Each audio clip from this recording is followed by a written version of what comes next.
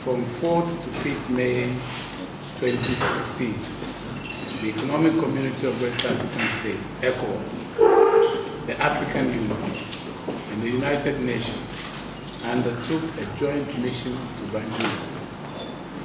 The mission was led by the President of the ECOWAS Commission, Mr. Marcel, Alain and Souza.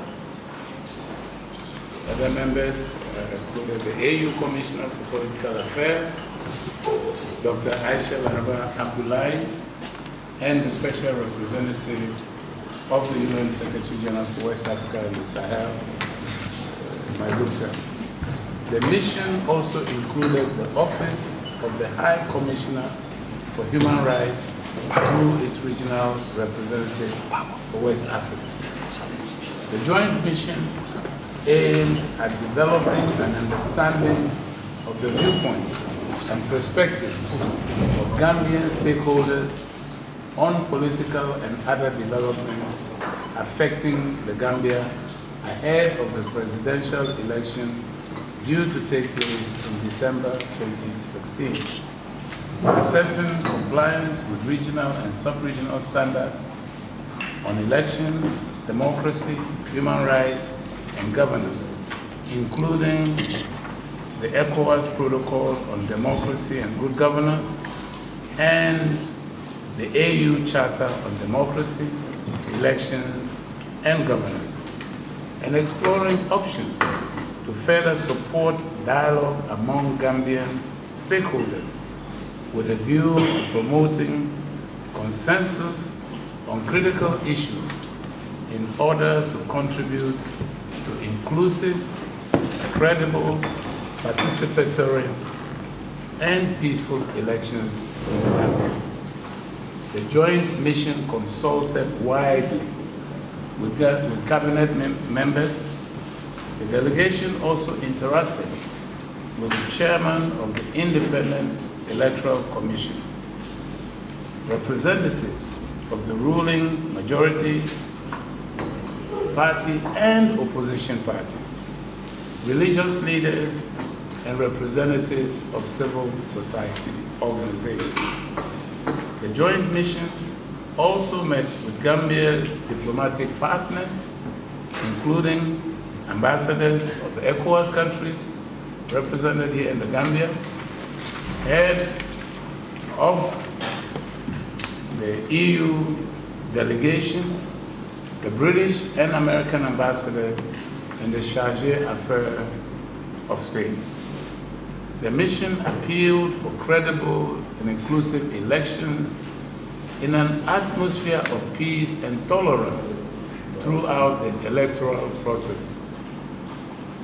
The mission noted progress in the preparations towards the elections and welcomed all stakeholders' commitment to the holding of peaceful elections.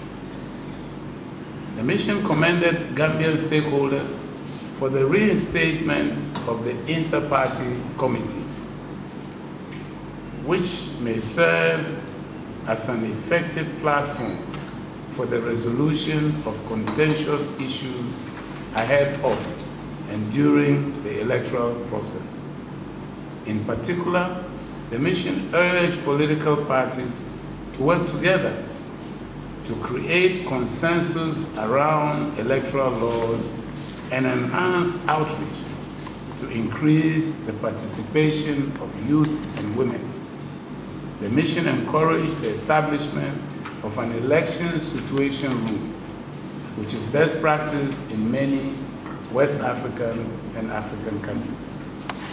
In regard to ongoing judicial proceedings, and in particular, those relating to the events of 14 and 16 April 2016, the mission evoked international and regional standards, according to which the state has the duty to protect the rights of its citizens, in particular, the freedom of expression, assembly, and political participation.